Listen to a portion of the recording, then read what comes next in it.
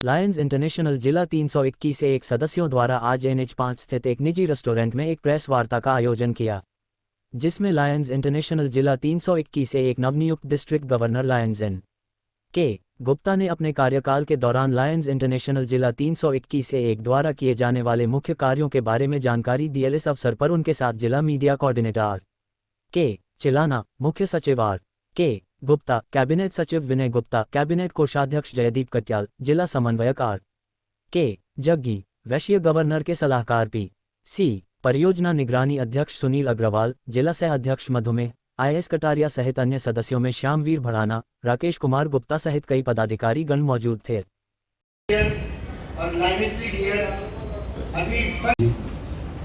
And our line colleagues and persons from the media. Friends,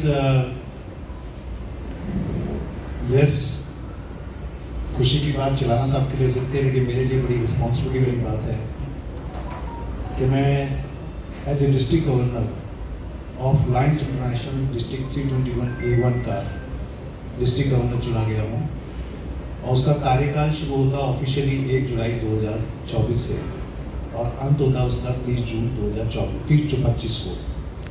but हमारे यहाँ एक परंपरा और भी है कि जिस दिन इंस्टॉलेशन हो जाता है उसी दिन से वो गवर्नर माने जाते हैं।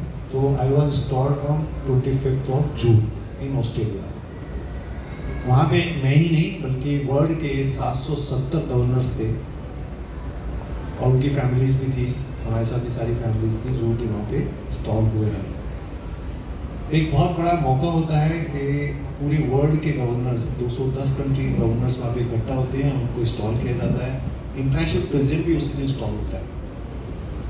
तो इस साल हमारे इंटरनेशनल प्रेसिडेंट फ्रेसिलियो बने हैं जो कि ब्राज़ील से हैं। दोस्तों, मैं थोड़ा सा बेसिक आप लोगों को जरूर बताना चाहूँगा जिससे कि आप समझेंगे कि लायनिज्म में है क्या। किसी जमाने 1917 के अंदर 1917 के अंदर ये महसूस किया गया कि सरकार तो अपने काम करती है, लेकिन सरकार के साथ साथ बिल्कुल हमें उन लोग लगा कि नागरिक भी जो है वो भी किसी तरह से आगे आके कामों के अंदर सहयोग करेंगे। नागरिकता की इन्वॉल्वमेंट होना बहुत ज़रूरी है, इसलिए उन्होंने सोचा क्यों ना हम एक एसोसिएशन बनाई जाए जिसमें हम लोगों को इकट्ठा करें और उस सेवा के कार्य हो सकते हैं तो सेवा कार्य भी करें। 1917 के अंदर इसकी फॉर्मेशन हुई थी और उसके जो फॉर्मर थे आज मेलविन जोन्स थे, जिसके नाम से आज भी हम उनको उनके नाम से अवार्ड देते हैं। तो ये संस्था उससे बनी और धीरे धीरे ये इंटरनेशनल होकर पहले US में बनी, एक क्लब बना, उसके बाद में फिर कनाडा के अंदर दूसरा क्लब बना, फिर इंटरनेशनल बन गया। उसमें धीरे धीरे करते आज 47,000 क्लब्स हैं जो कि इसमें रजिस्टर्ड है। फॉर्मली जिसको कह सकते हैं कि आप जिस तरह से एक क्लब की रजिस्ट्री होती है इस तरह हमारी क्लब की भी रजिस्ट्री होती है। आपका का चार्टर इशू होता है, वो चार्टर के नाम से तभी वो क्लब रिकॉग्नाइज होता है। तो 47,000 क्लब्स हैं और इन 47,000 क्लब में 14 लाख मेंबर्स हैं आज के लिए। दोस्तों, अब इसमें सेवा के जो उद्देश्य हैं वो 2 उद्देश्य हैं। मैं बताता हूँ आपको। एक उद्देश्य है कि 14 लाख जो मेंबर्स हैं वो आपस में एक दूसरे से सहयोग करें। मैं चिलाना साहब को जानता हूँ, चिलाना साहब मुझे जानते हैं, तो लाइन मेंबर है। चिलाना साहब भी आप देखिए 35 साल से लाइन मेंबर है। ये आरके भैया जी हमारे 40 साल से लायंस मेंबर है। तो पहली बात तो ये आती है कि हम आपस में एक दूसरे की सेवा में भी लगते हैं, ऐसा नहीं है कि नहीं लगते हैं, और हम एक दूसरे की सेवा भी करते हैं जो भी जरूरत होती है, जिसको हम कहते हैं जिसकी जरूरत ऐसी करते हैं। लेकिन मेन है इस कम्युनिटी को किस तरह से जिस चीज़ की जरूरत होती है उसमें हम किस तरह से सहयोग कर सकते हैं, किस तरह से उसको ऊपर ला सकते हैं, जो भी छोटा छोटा कर सकते हैं उनको करने की कोशिश करते हैं। आपको शायद मैं एक बहुत इंपॉर्टेंट बात बताना चाहूँगा कि आपके पास में एक लीफलेट है जिसमें प्रोजेक्ट की डिटेल्स हैं। उस प्रोजेक्ट में जो लायंस इंटरनेशनल को जो प्रोजेक्ट दिए जाते हैं, कितनी प्राउड की बात है, आप फील करिए इसको। ये जो प्रोजेक्ट्स आते हैं इसमें मेनली ये प्रोजेक्ट्स आते हैं UN से सैंक्शन होते हैं। यूनाइटेड नेशन जो ऑर्गेनाइजेशन है जो कि वर्ल्ड की प्रॉब्लम को देखती है, वो आइडेंटिफाई करती है कि इस समय समाज में किस चीज़ की ज़्यादा ज़रूरत है। वो आइडेंटिफाई करके फिर हमें लायंस इंटरनेशनल को देते हैं कि आपको इस पे काम करना चाहिए। और उसी को अडॉप्ट करते हैं। हमारे यहाँ अडॉप्ट होता है, उसके बाद रेगुलेशन, और फिर बाद में वो काम यहाँ पे बताया जाता है कि आपको इस सेवा में इस जगह पे काम करना है। तो आप देखेंगे हमारे 8 ग्लोबल कॉजेज है मेन, इसमें 9 है।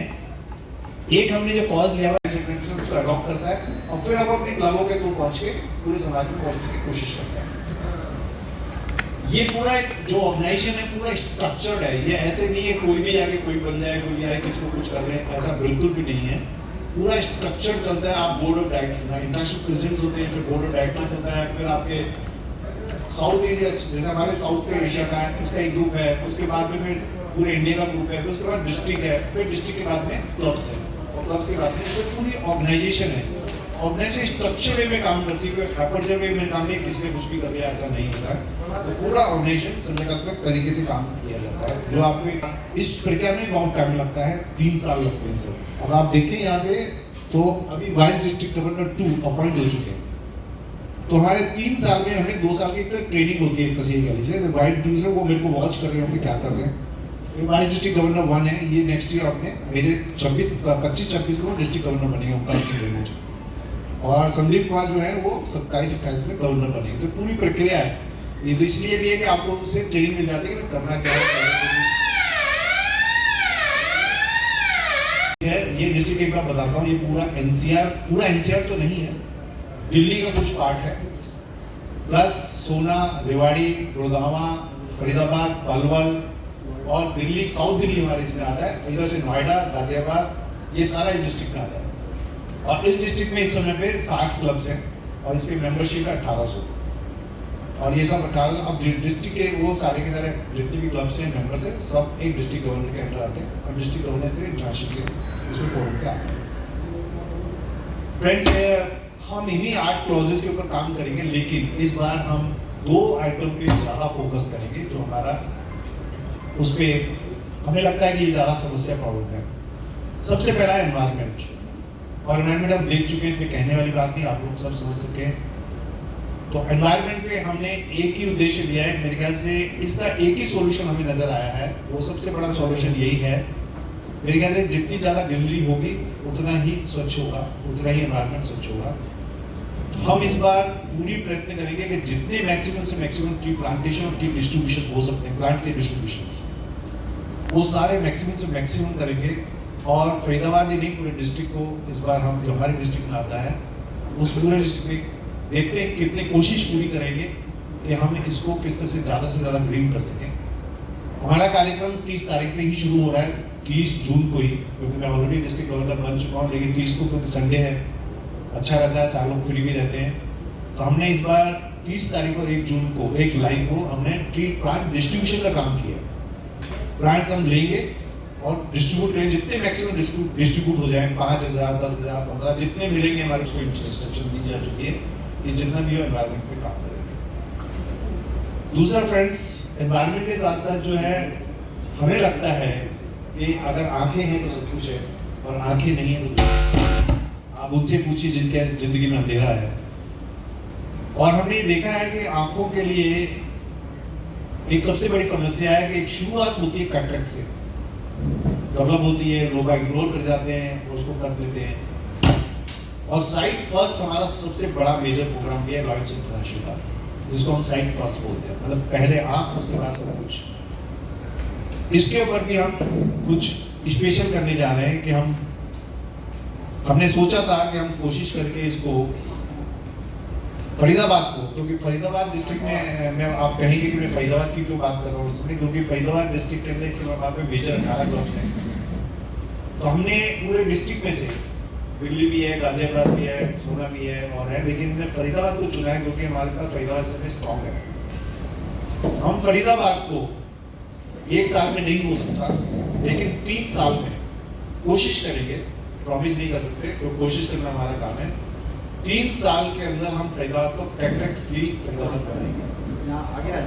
ये एक हमने मिशन सहमत है, जो मैं आज देख रहा हूँ, ठीक है। मैंने ज्यादा तो एस्टिमेट नहीं लगाया, लेकिन मैं कल और आज में अपनी कॉलोनी में देख के रहा हूँ, कम से कम नहीं तो 30 से 35% प्लांट मर चुके हैं। अगर आप जिमखाने के सामने वाला क्लब वो देख रहे हैं, गार्डन, उसके अंदर कम से कम 30 से 35 प्लांट मर चुके हैं बिल्कुल। पहली बात तो आप बिल्कुल सही है कि हम लगाएंगे, उसके बाद में उसको किस तरह से रखेंगे। दूसरी बात देखिए, रखने की सवाल है कि हम लोगों को जागरूक कर सकते हैं, तो जितना जागरूक रहेंगे उतना ही फायदा होगा। इससे रिलेटेड सवाल हो रहा है कि अक्सर होता है, अरे माइक भैया हम SME का ग्रुप है, आप इतना कह लीजिए, फर्क कोई नहीं है। वो एक लार्ज इंडस्ट्री होती है, बड़ी बड़ी इंडस्ट्री, उनके ग्रुप है, और फिर SME के चाहिए तो SME के लिए हम लोग ग्रुप है। एक बात, अगर आप ये बिल्कुल सही कह रहे हैं, यहाँ पे ऐसी बात नहीं करते हैं। अब आप बताइए, हम हर महीने, मेरे को अगर गलत नहीं हूँ तो हम 500 लोगों के कैटरेक्ट के जो है चेकिंग करते हैं फ्री। उसके बाद में कम से कम नहीं तो 50 लोगों के ऑपरेशन करते हैं। 500 हो रहे हैं मतलब मैं अभी फरीदाबाद की बात कर रहा हूँ आपसे, जो अभी मैं पूरे डिस्ट्रिक्ट की बात नहीं कर रहा हूँ, मैं अभी फरीदाबाद में बैठे इसलिए क्योंकि आप फरीदाबाद से ज़्यादा रिलेटेड है। लेकिन एक बात बताइए, मैं आपको वही मैं कहना चाहता हूँ, जो हम कर भी रहे हैं, अभी तक हमने रिपोर्टिंग भी करी होगी, लेकिन आपके पास कोई रिपोर्ट नहीं है और ना आपके पास से कोई रिपोर्ट आती है, राइट। ये हम कोशिश करेंगे कि जो हम कार्य कर रहे हैं, हम एक आपको मंथली एक समरी बना के देंगे, आप उसको ऑडिट भी कर सकते हैं, अगर आप वेरीफाई करते हो, आप तो प्रेस में आप सब कुछ कर सकते हैं। हम एक कोशिश करेंगे कि आपको एक समरी बना के हमने इस महीने ये काम किए हैं, उनको आप देख भी सकते हैं, वो काम चल रहे हैं। साहब, भाई साहब, पीछे से प्रेस